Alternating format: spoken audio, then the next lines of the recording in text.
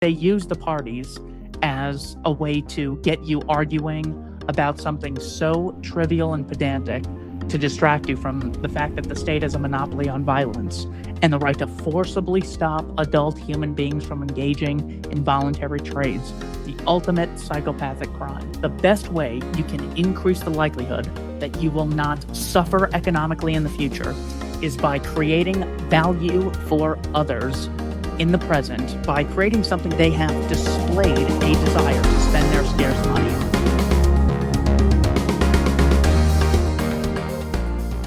Keith, welcome to the World XP podcast. How are you, sir?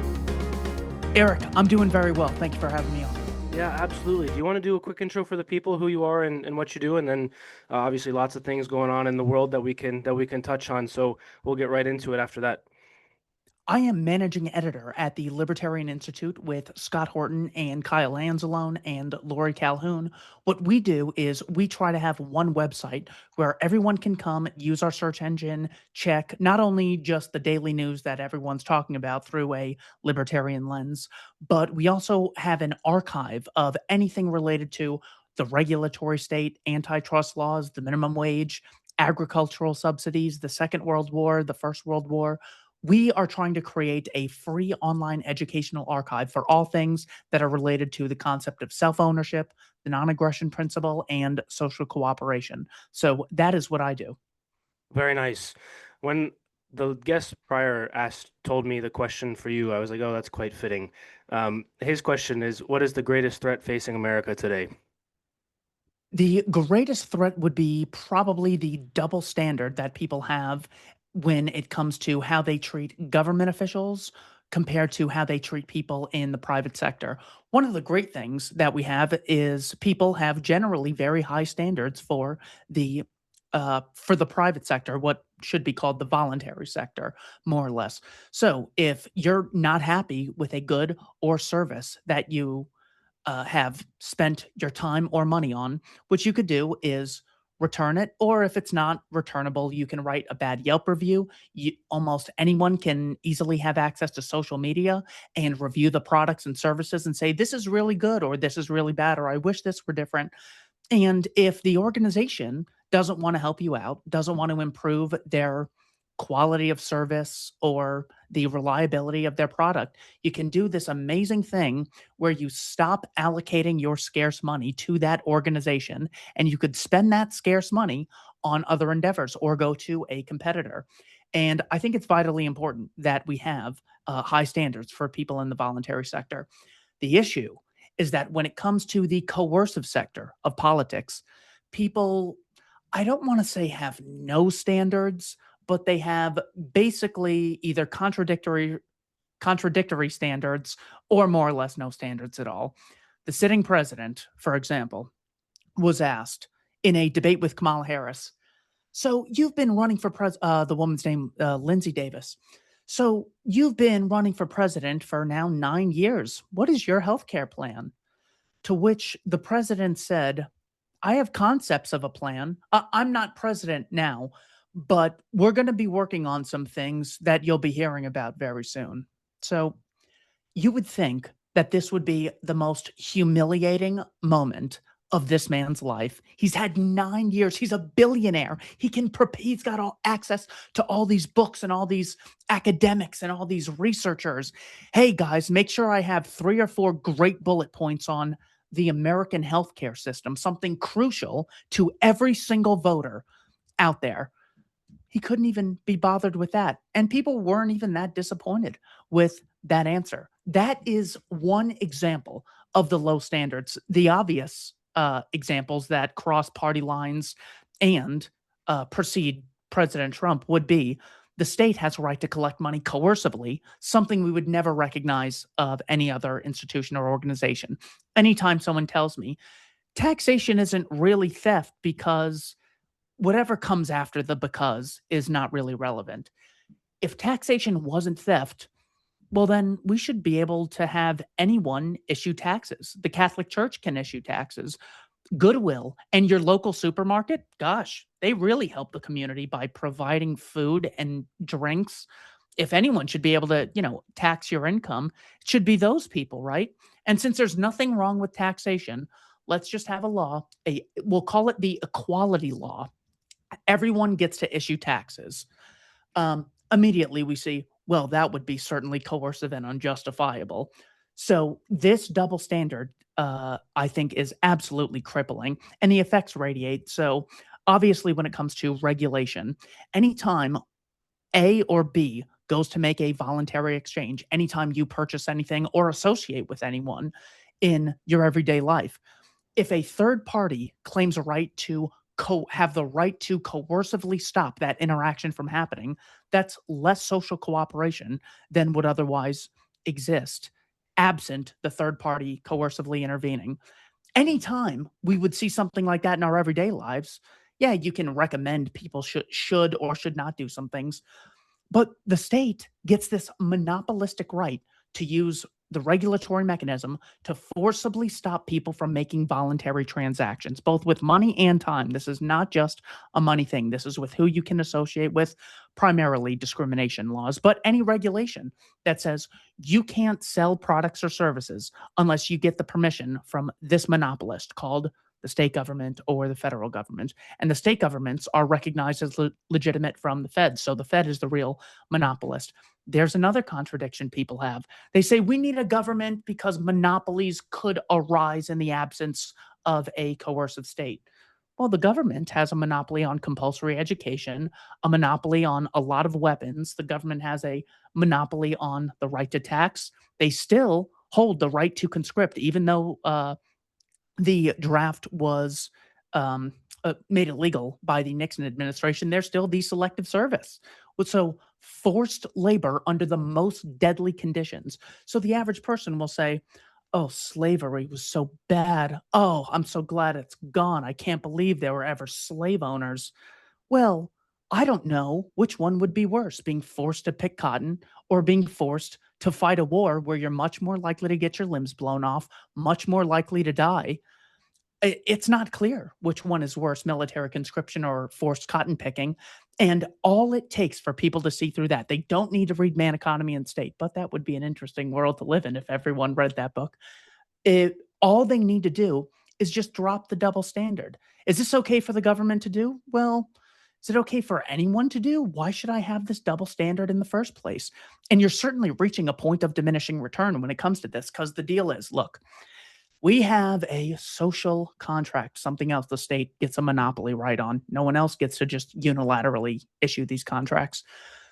The deal is you get a monopoly right to take our funds coercively. The state is an expropriating property protector.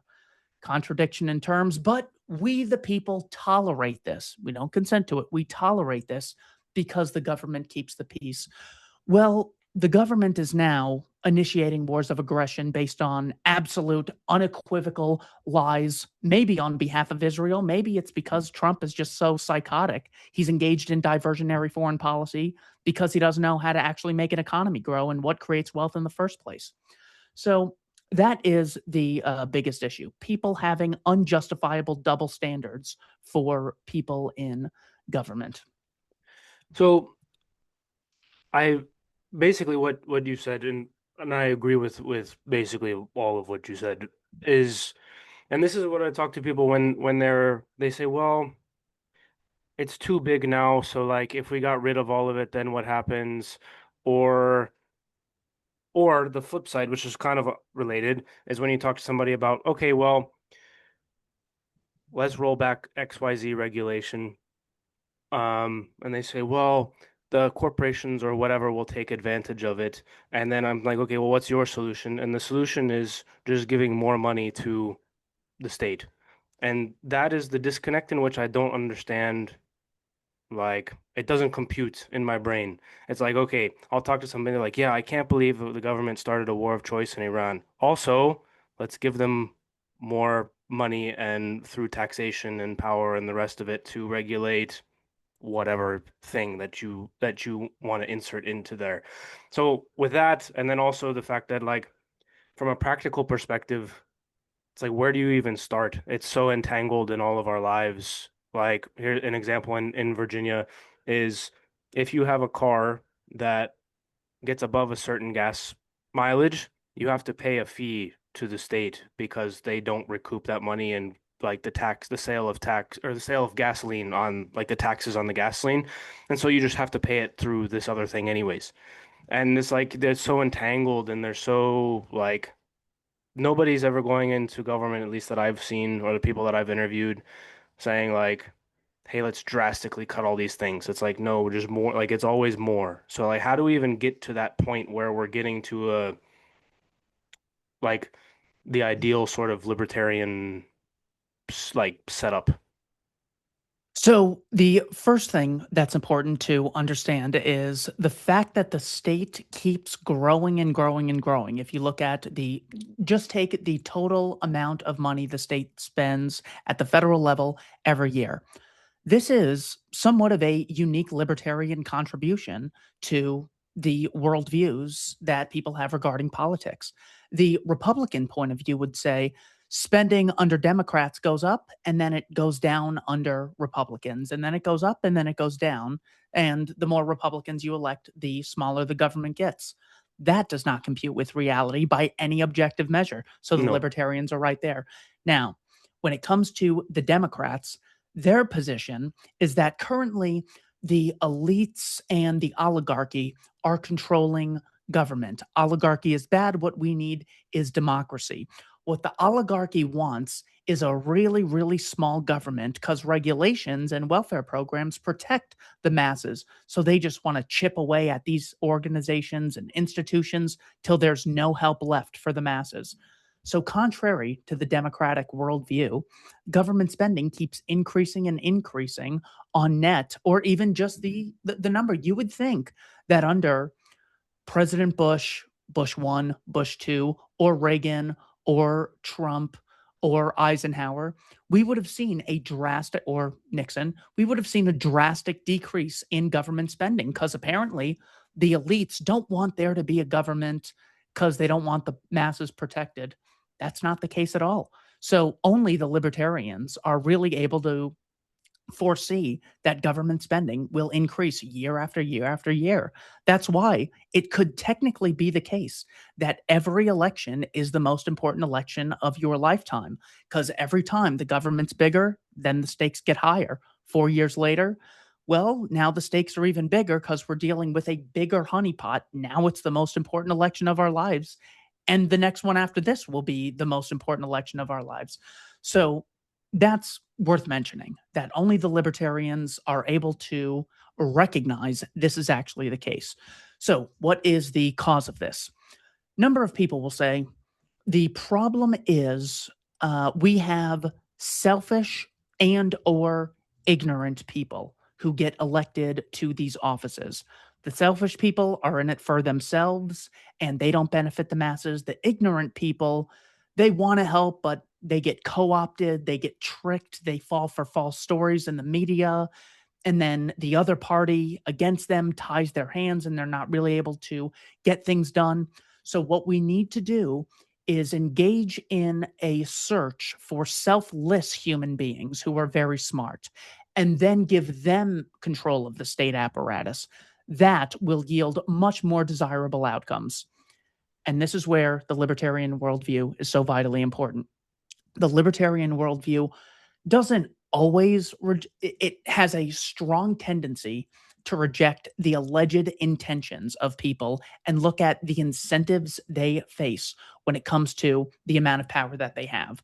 So one person might be completely shocked that Donald Trump ran on no new wars and then staged a coup in Venezuela and then launched an operation to start bombing Iran along a conspiracy, because many people were involved, a conspiracy with the government of Israel to stage a regime change in Iran, to which they actually had the confidence to come out and say, we're not starting a war. We've been at war for 47 years. Condoleezza Rice was just on the Hoover Institution podcast with Niall Ferguson and used the same exact line. So did H.R. McMaster.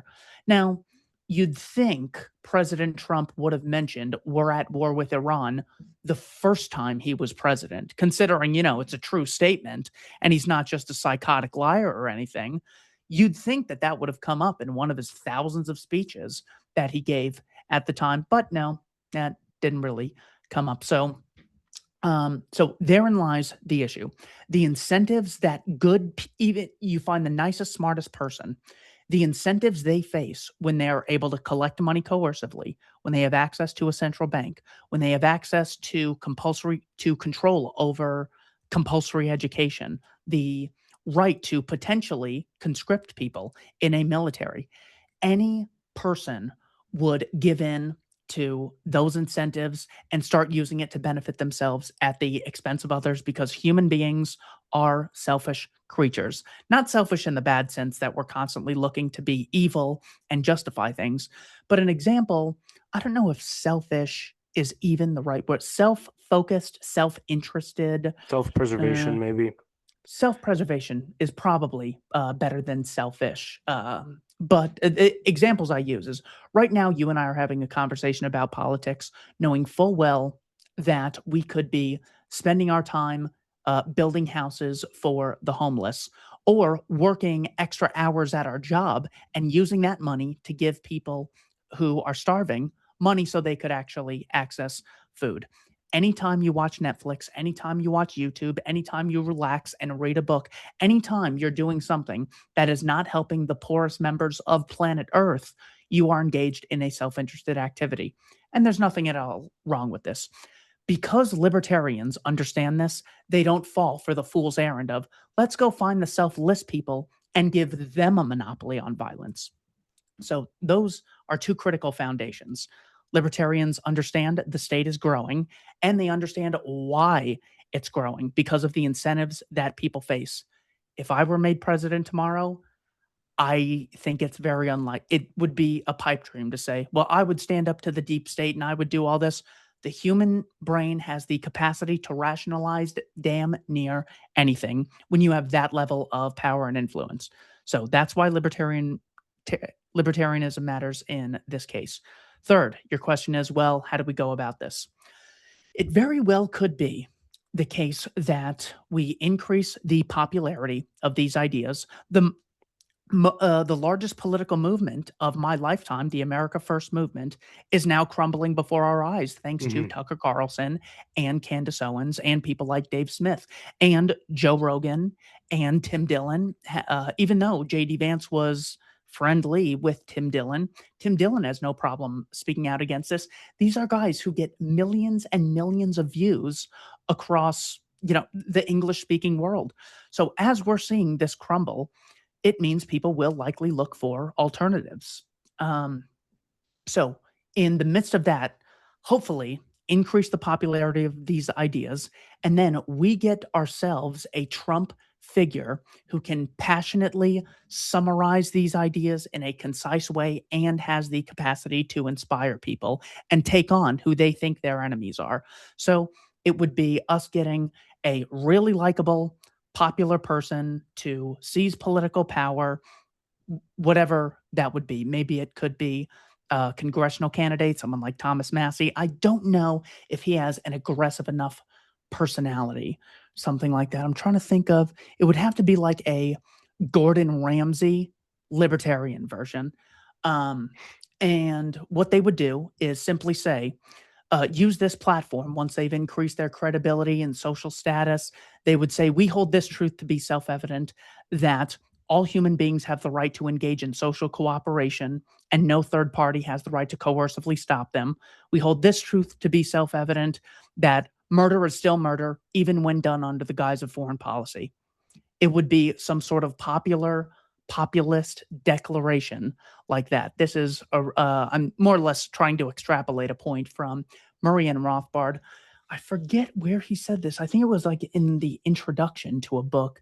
He had said, I think our best strategy is to delegitimize and delegitimate and desanctify the state in the minds of the masses. So that is what I think should be done, but I could be totally wrong on that. All I can do in the present is continue to do my research and spread the truth and help create a free educational online archive for people to see through this propaganda. Yeah, I think a lot of that makes sense as well. And I think in terms of the state apparatus and sort of at least the media arm of it. I think like yourself and a lot of the people that you mentioned have done a good job of delegitimizing them, although I think they did it kind of to themselves during COVID as well. And speaking of Tucker, I don't know if you saw his thing the other day that I guess somebody's going to try and file criminal complaints against him for trying to reach out. Did you see that? Of What it, course. okay, so for people that don't know, have no idea what we're talking about, can you summarize and then give your thoughts on that, please? Because to me, that was a little bit, I don't know if disturbing was the right word. Not surprising, but shocking maybe like I'm not surprised, but it's also like I can't believe that. Anyways, and also the fact that he's getting ahead of it.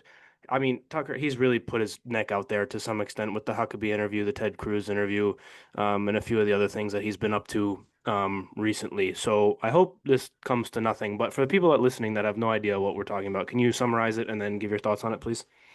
So basically, he just made a 5, 6 minute video claiming that he found that for the third time, the Central Intelligence Agency, this is his claim, the Central Intelligence Agency has been reading his text messages. So the first time would have been when he attempted to interview Vladimir Putin. The second time when he successfully interviewed Vladimir Putin. The third time being when he tried to reach out to people in Iran. I don't know if these are politicians, cultural figures, just members of the Iranian military. Um, and it's not like we have a um, we've had the CIA respond to this, so we don't even know what the other half of the story is. But immediately you could see the justification that, well, he was violating the the act. What is it? The Logan Act or It's like the something, foreign where agent something. they're claiming that he was attempting to negotiate on behalf of the United States without being a legitimate state official. That's what he's guessing the claim is going to be, or the guess was going to be that the CIA was saying he was involved in a conspiracy to thwart the United States. So good for Tucker for getting out ahead of this Hmm. and just letting people know, hey, a group of psychopaths are spying on me and reading my text messages. This should be a huge red flag.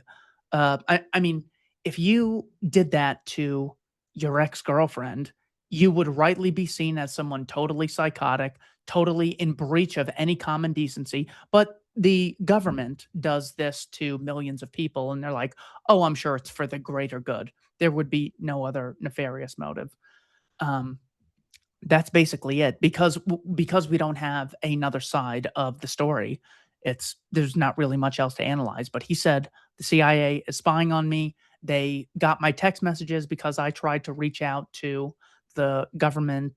I'm sorry, he didn't say the government, I think he to said people people or in sources or Iran. something like that. But but he's in contact with the government of Iran because he interviewed the president of Iran. Want to say after the what was called the 12-day war in June of 2025. That interview did happen. It was remote, unlike the Putin one, which was in person. But yeah, that's all I know about that. Do you think do you think that we're going to see a big uptick in kind of the censorship sort of thing that we saw during COVID again? I guess that's maybe a little bit where I was going with that, where it's like during COVID, people's YouTube channels were getting strikes, even ones as like mine is not big, but I had a cousin of mine, he's an immunologist, so I had him on during COVID, and then they started putting like the little bars underneath like COVID misinformation thing, and I was like, dude, that's like this is his field. So, um, do you think that people seem to be thinking that or theorizing that based on some of the acquisitions of some of the news outlets and Netflix having its own sort of podcast? I saw on, I think it was, I don't remember whose show it was, but basically it was like they're going to start offering the podcasters money to go on these sort of Paramount Plus type apps or Netflix apps, and the kind of the death of YouTube in terms of the algorithm and not showing people the independent creators, that sort of thing. Have you, because to go back to your last answer, to get these sort of ideas out there, to get people thinking about kind of government and the relationship between the people and the state in this sort of way to popularize those ideas, like it needs to get out there somehow. And so to me, if I was somebody in government, I would try to not let that occur. So Have you been hearing things about that, or do you have thoughts on some of those, any of that? Yeah, well, there is a constant attempt to silence people under the guise of helping others. So, why do we have to silence people over COVID? Because we're actually saving lives. Masks save lives, lockdown save lives, vaccine saves lives. So, therefore, anyone who is speaking in opposition to that is basically threatening the livelihood and well being of their fellow citizens. So, by silencing them, we're actually saving lives. It's now going to morph into you're putting American soldiers in danger when you speak out against the military operation to end the 47-year war against Iran. So it's going to be more fake, absolute nonsense. That wouldn't surprise me. I don't know how successful it'll be. I think our best shot is to use alternatives, as many alternatives as possible, whether it's podcatcher alternatives or Rumble and Odyssey. I don't know much about Rumble at all, come to think of it. But I love posting on Odyssey. Odyssey is like what YouTube was, and when would this have been? Peak YouTube was probably like 2012, but even today, YouTube censors much less than they did previously. Yeah. So maybe it's just that could be the result of popular opinion. Maybe that's just wishful thinking, and something was going on in the background. But yeah, I'm shocked at the stuff I see on YouTube today, especially when YouTube was heavily censoring. So it could just be that it backfired. Now, this is not because what has to happen is you need a change of heart among the people with the power to control speech. So you have to convince them. It's much more likely they saw that it was such an uphill battle that it was more profitable for them to just embrace more free speech and they would try to capitalize off of it that way. The ads on YouTube are just crazy sometimes. I've gotten, I don't know how many things asking me to donate to Holocaust survivors and Israel. And I'm like, what the heck is going on in my algorithm where they think that this is going to be profitable? They're But on to you, they're Keith. They're on saying, to you. hey, look, more free speech means more people will get onto YouTube. YouTube, this is where we could get people with advertisements. So, yeah, this was Mises wrote a book in 1927 called Liberalism, and he said the concept of human rights is very important when it comes to slavery and why slavery is inherently wrong. But in order to really get the powers that be at that time in many countries on basically every continent except Antarctica, in order to make it profit in order to get them to change, you have to make it profitable for them to change. So what we need to do is let people know that free labor and the division of labor is more productive than slave labor. So you, Mr. Slave owner, you will benefit by freeing the slaves because you will then live in a society with more productive labor. Notice the difference. One is you should be a good person and not engage in slavery. The other is it's in your economic incentive, regardless of morality, because free labor is more productive than slave labor. So that was a great lesson from Mises that I think we can apply to the free speech model. We could say free speech is a human right, which unequivocally it is. Um, and if your claim is, well, what about incitements to violence? We don't really enforce that because Lindsey Graham and Marco Rubio and Pete Hegseth get on camera and publicly advocate initiating violence. So don't pretend that, well, calls to violence are illegal. Donald Trump would be in prison if that were the case. It's not even the case when you guys do that. So, yeah, I think the arguments for free speech are really good. But so long as it's in the financial incentive for people in positions of power, if they see it as being something they should do, then I think we'll continue on this trajectory. Speaking of Hegseth and Rubio and the rest of them, in terms of Iran, to me is just somebody who is just watching and trying to pay attention and see what's going on and just listen to what people are saying about it.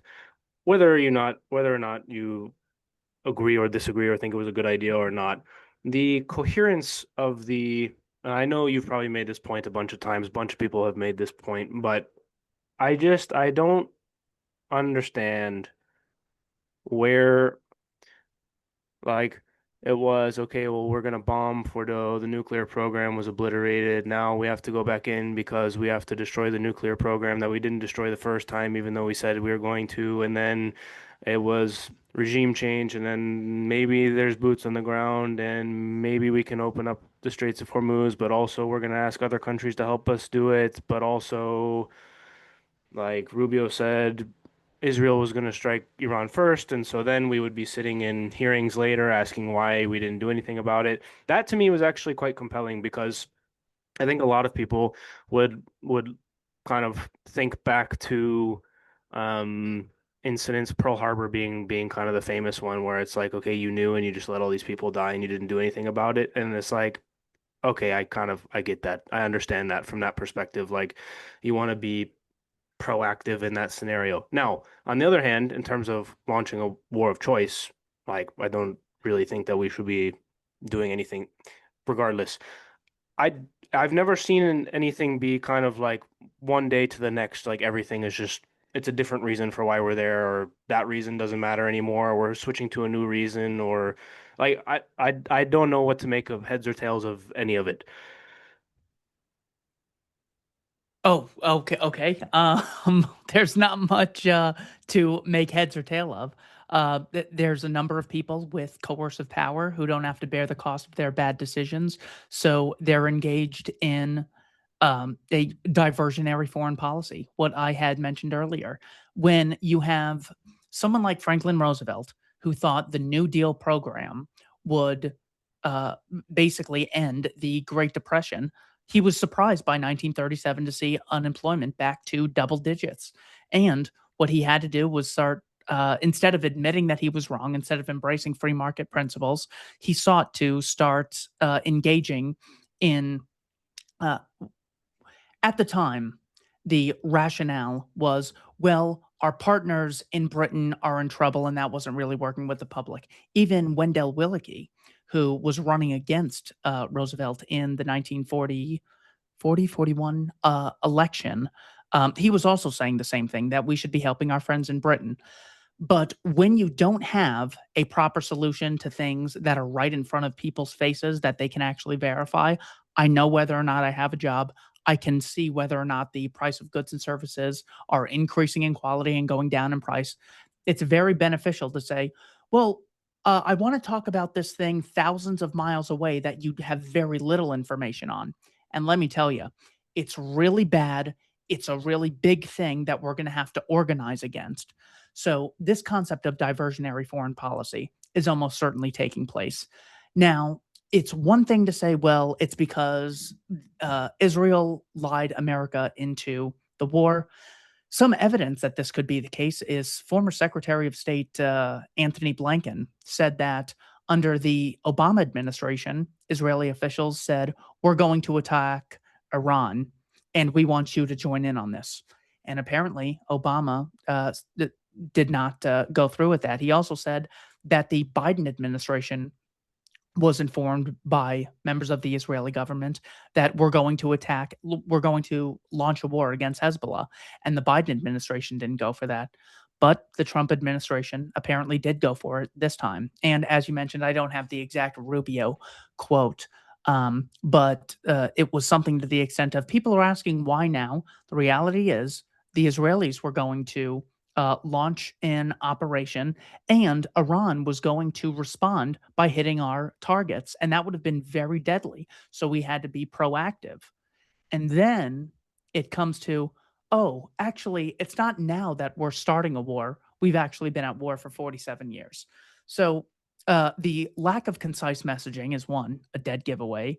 You could pin this on Israel, but that certainly strips Donald Trump from any autonomy. As Secretary, I want to say, is that Secretary of State Blinken? That was his title. It's I been a think so, while. yeah. So many psychopathic criminals. I get them all mixed up. Um, hey, well, if Obama was able to say no to them, if Biden, it sounds so hilarious to say Biden We'll say refused them. Biden I administration. I will say, National Security Advisor Jake Sullivan probably told them we're not going to participate in a offensive against Hezbollah. Other examples: George Bush Sr. Deprived the Israeli government of funding when they refused to stop building settlements in the West Bank. Ronald Reagan refused to blindly support Prime Minister Menachem Begin in the 1982 war against Lebanon. So these things certainly can take place, but I believe it was but an example of capitulation would have been, I guess, 1972. Henry Kissinger was in charge of determining whether or not the U.S. would sell weapons to Israel during the Yom Kippur War.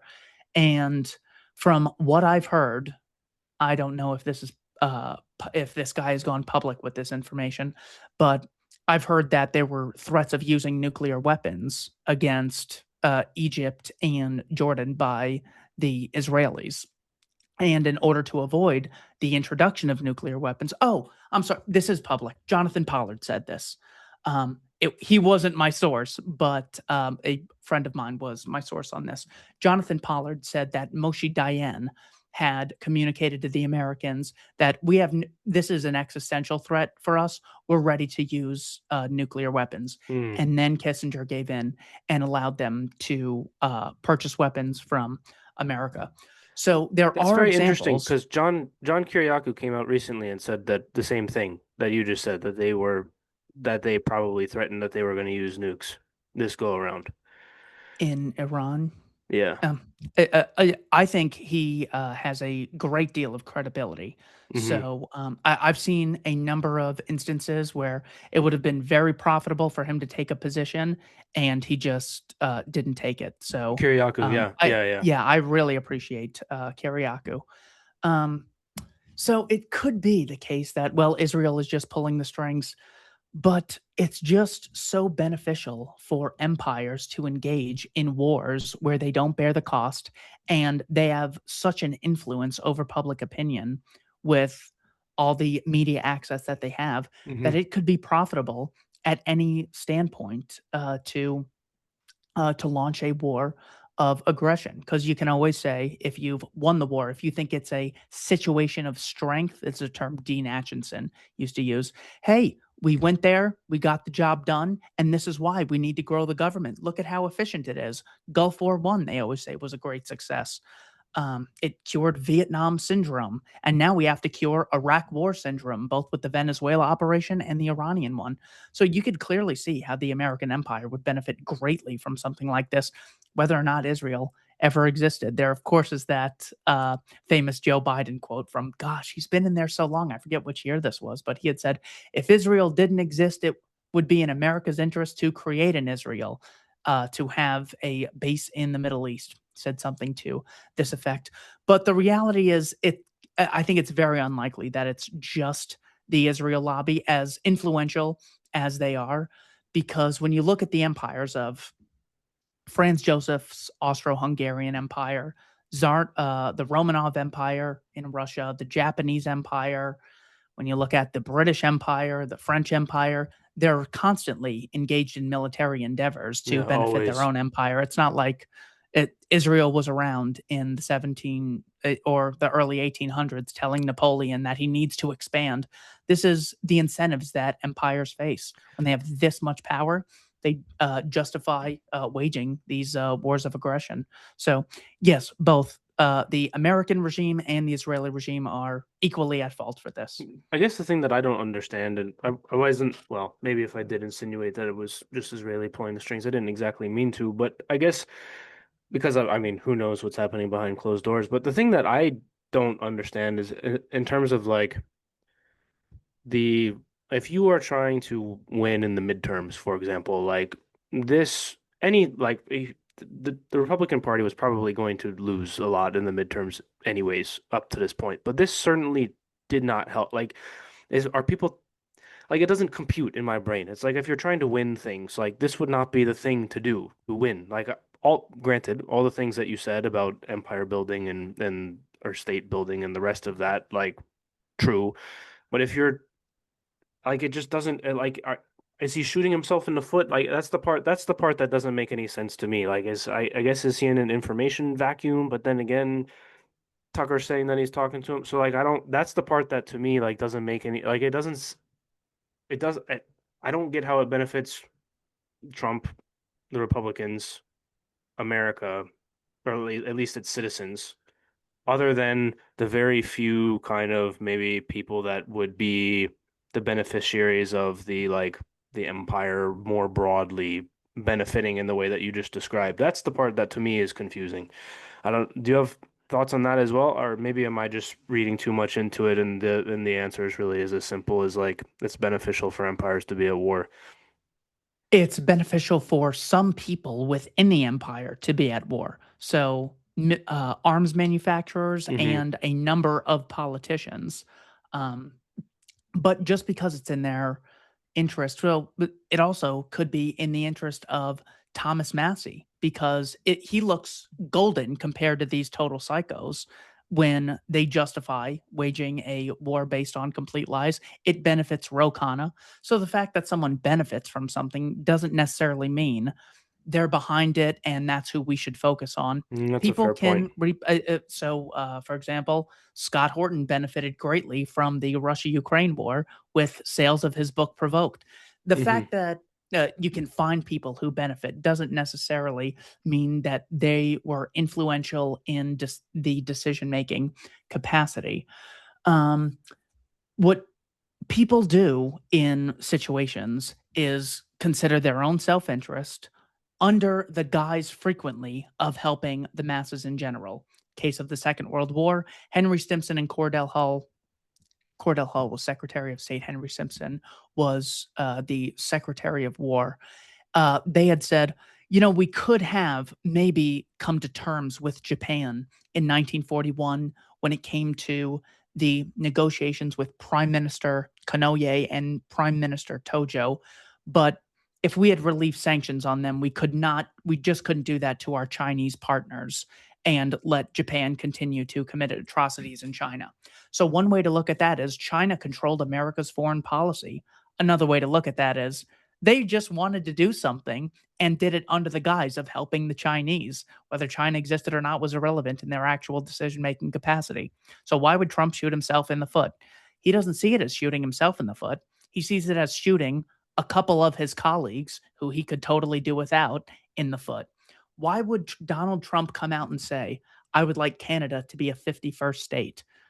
He knows how the voting would go in Canada once they got their electoral count. The Democrats would win tons of elections as a causal result of that, but it would increase his stature and social status in the present. So that's what that was his incentive there. So why would he go to war? Well, he's most likely a lame duck president. I only say most likely because you have psychopaths like Steve Bannon saying, well, we got a team of lawyers working on whether or not Trump could run for a third term.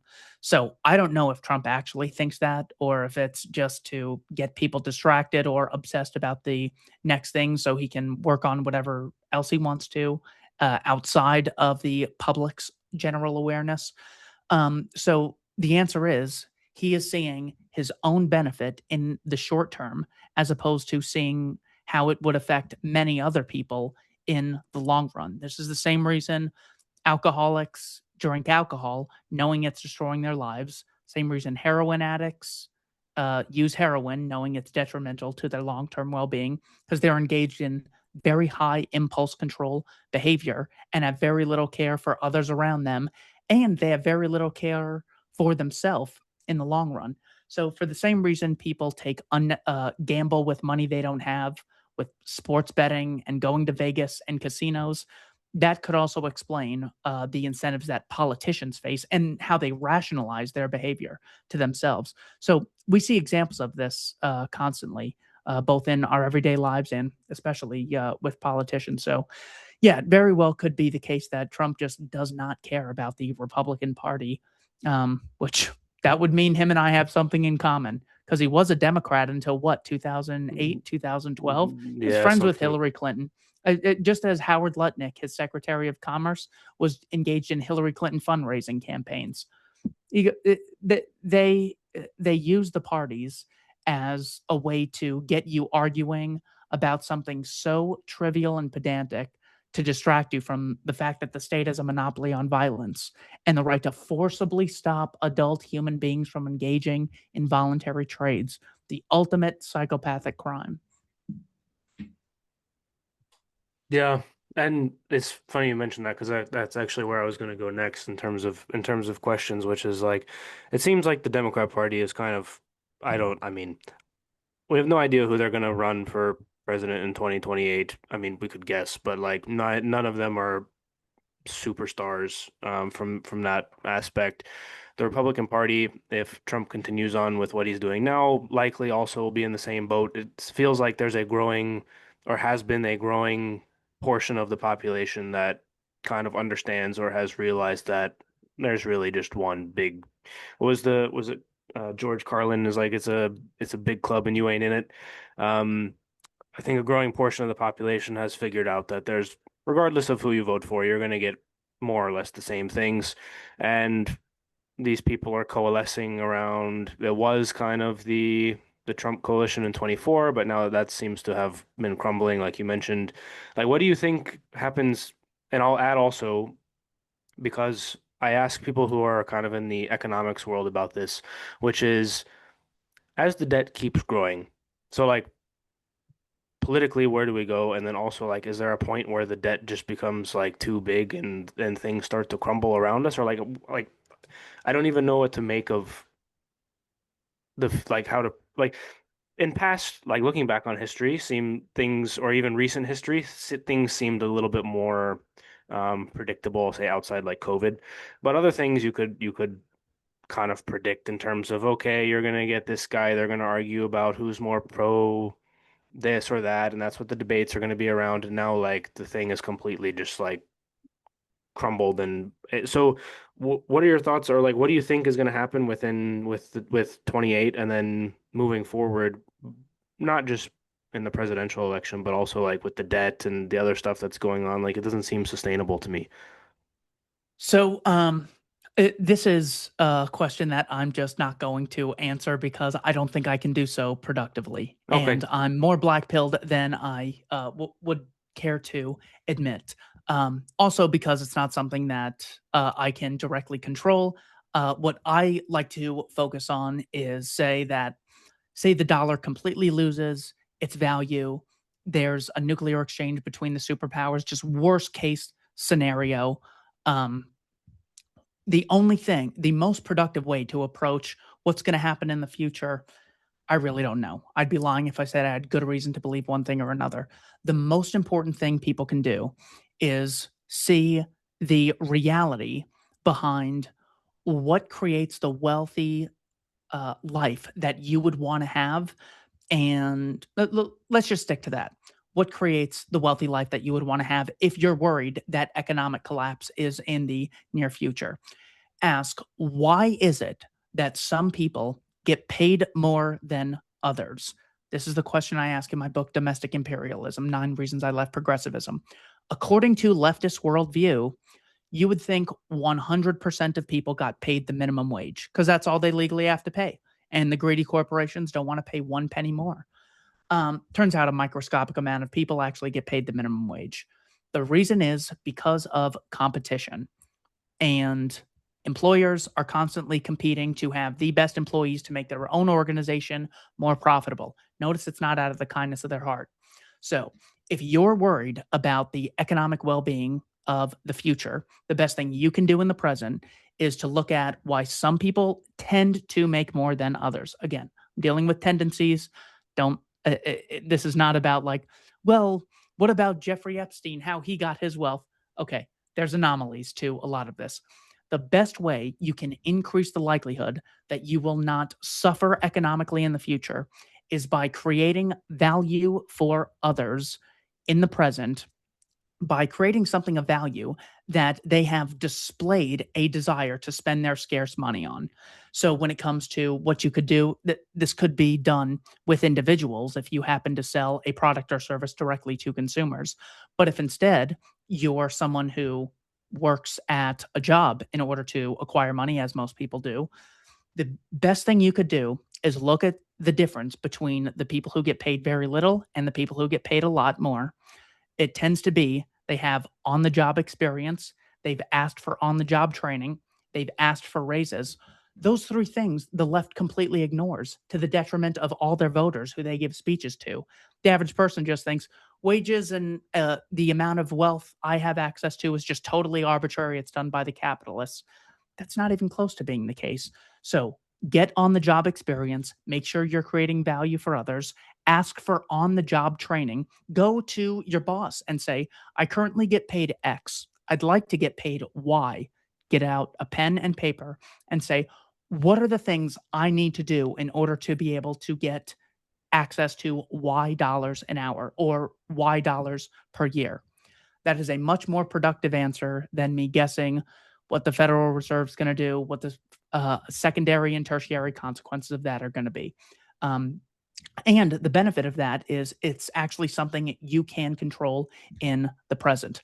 I did not know that until I was much older than I'd like to admit. I thought raises just more or less happened randomly, and the only way you got paid more money was if you happened to get connections or if you had like a really nice boss who just wanted to increase his niceness by paying employees more. Um, so check out competitors, make sure you're creating value for employers, ask for on the job training, look for other jobs when you have one. Don't wait until you lose a job to get a second job. Make sure you're exhausting all options within reason. So, that I think is a much more productive approach to is there going to be economic collapse? Yeah, that's that's a very good answer, to be honest. Um, in terms of, I know we got to wrap up in a little bit. So for people maybe who, like I mentioned in the previous question, I'll borrow it for this one. For people who are kind of disillusioned with the two parties, have maybe seen this or something or somebody else in libertarian sphere and seen, oh, okay, that's kind of interesting. Like, what are some things, maybe three or five, like good books to introduce people to it, or shows, and then after that we'll get to kind of your book that's coming out and a few of the other things that are relating more personally to you. Well, I've learned that if you give people 3 or 5 recommendations, they will check out 0. So I will just recommend 1 book, and it just so happens to be my book. What are the chances that I recommend this, you ask? Well, that was my thought process developing the book that I published. I said, instead of having these 50 things that I want to recommend to people, why don't I put together an anthology of the 50 most impressive political contributions that I've come across, philosophy, politics, and economics, and some history, and just give that to people and say, here's one book that you should read. The title of the book is The Voluntarist Handbook. You can purchase it on Amazon, which I would greatly appreciate. You could also purchase it at Barnes and Noble, I believe, online at Barnes and Noble. Or you could go to the Libertarian Institute website, libertarianinstitute.org, and download a free PDF. That is how much we care about these ideas. We want to make them freely available to anyone. Title of the book is The Voluntarist Handbook. That is the one book I would recommend and greatly appreciate if people read it and shared the free PDF link far and wide.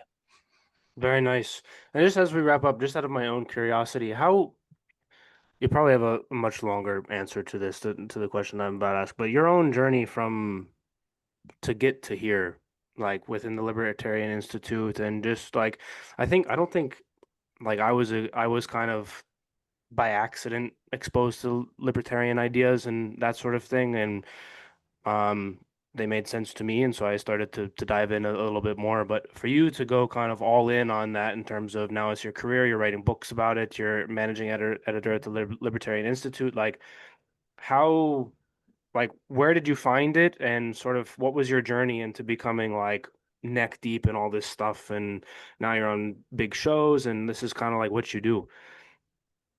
What I did is I'm trying to think of how I would start the story to answer that question.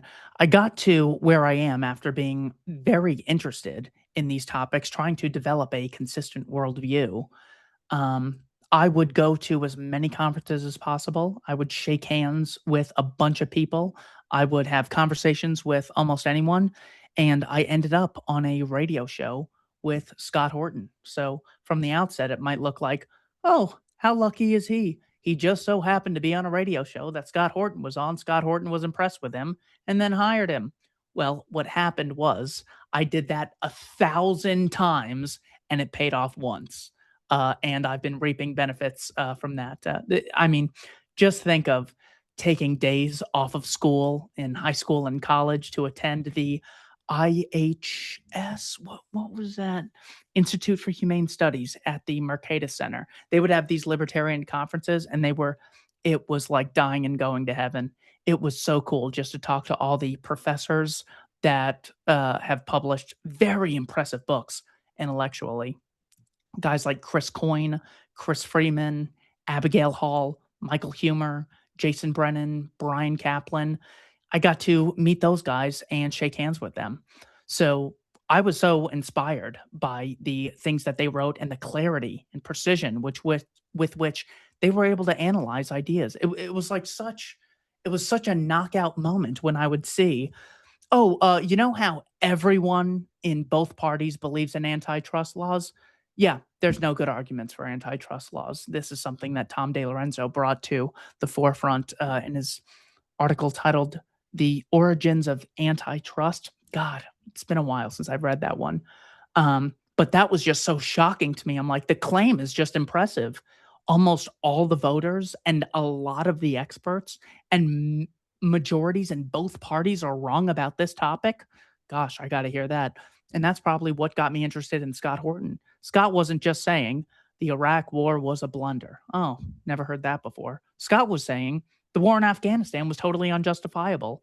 And 9/11 occurred as a causal result of the US arming Israel, having bases in Saudi Arabia, and imposing sanctions on Iraqis throughout the 90s. Was like, oh my gosh. So it was those big claims that got me interested, and the amount of supporting evidence that people like Scott Horton and Michael Humer and Jason Brennan and Brian Kaplan had for their arguments, which inspired me. And then I just took any and every opportunity. And if you want to get into the business for some reason, just make sure you genuinely enjoy it. Because if your whole thing is, well, this will be worth it if the world becomes anarcho capitalist eventually, I certainly hope that's the case, and that is the right way for humanity to act morally and progress.